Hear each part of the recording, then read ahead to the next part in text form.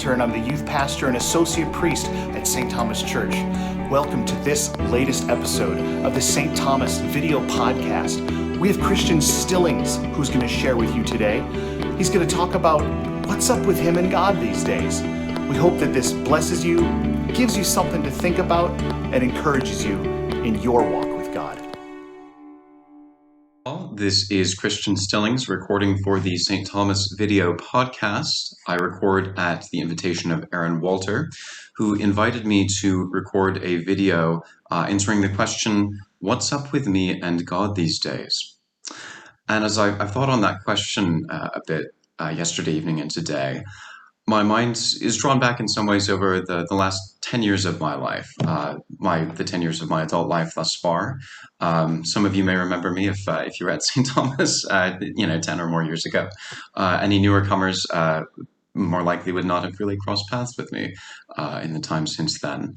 But I'm glad for my continuing connections and what St. Thomas has, as the gifts that have come with me along my way in the last 10 years and for my connection with Aaron and his inviting me to do this.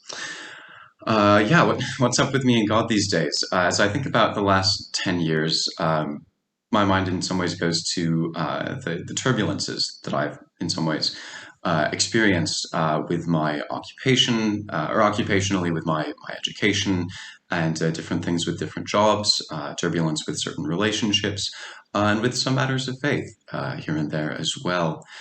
And I don't mean to overstate, the severity of my trials or troubles compared to those that many, many people face.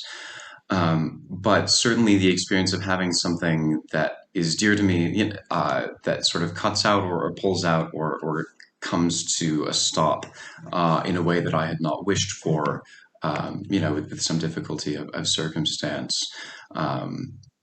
It's not easy. It makes trust more difficult. It makes it more difficult to feel as though, God is pulling the strings for one in a way.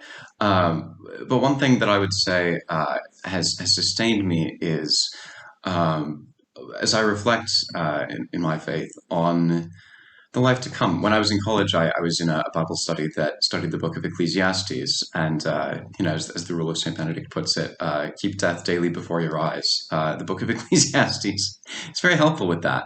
And it really put into perspective for me, you're going to die. Remember that. The things that we experience in this life, this plane of being, are in one sense passing, but they also, I think, Scripture points us to, and our faith points us to, that God bears forth into the life to come what has been of love. That's one Scripture that's been really dear to me for several years now is 1 Corinthians 13, which is very familiar to many people. I think it gets used at a lot of weddings in all sorts of traditions. There's a part of it that's very well known that goes, love is patient, love is kind, it is not jealous, it is not pompous, it is not rude, and so on, these different relatively practical qualities of love. And I think it can be possible to sort of overlook or give less attention to the latter part where it says, this is St. Paul at what we number verse 8, love never fails. If there are prophecies, they will be brought to nothing. If tongues, they will cease. If knowledge, it will be brought to nothing. For we know partially and we prophesy partially. But when the perfect comes, the partial will pass away. When I was a child, I used to talk as a child, think as a child, reason as a child. When I became a man, I put aside childish things. At present we see indistinctly, as in a mirror, but then face to face. At present I know partially, then I shall know fully, as I am fully known. So, faith, hope, and love remain, these three, but the greatest of these is love. Those of you who've continued to know me and keep up with me over the last 10 years, and this may have reflected in my personality, back in high school and maybe even earlier, I like my words, I like my knowledge, so I think it's helpful to me to be reminded that it is not knowledge that ultimately counts, that knowledge will cease, but that what carries forward, what God will carry forward into the life to come has been that has been of love. even if it does not find its fullest flourishing, even if it is frustrated by circumstances, that ultimately love does not fail. As verse 8 puts it, love never fails. And that faith, hope, and love will remain. That what we do that is of love, that it carries forward mystically, and that even beyond death. To in the creed that we said every Sunday growing up, was it the resurrection of the body? I think is the phrase in that rendering.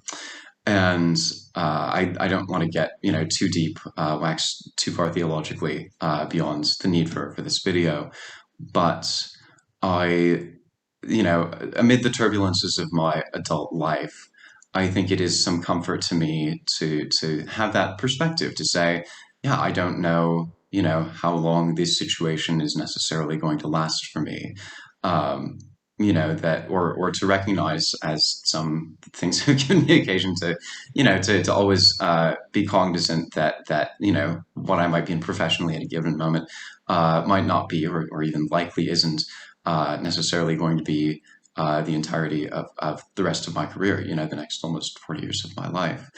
But that what is done of love, that even as things might, in a narrow sense, come to an end, even as there might be turbulence and things that one is left wondering in retrospect, what was that? Why did that have to end in the way that it did?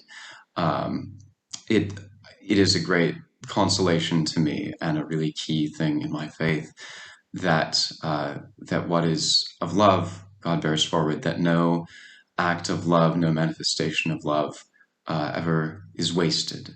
And so I go forward in my life and with God, I believe, in the pursuit of the ways of love. And I think that is something that was very much, given to me in its earlier stages in my life, in my time growing up at St. Thomas. So I have a lot for which to be grateful, including, again, Aaron's inviting me to record this, and I'll wrap out here.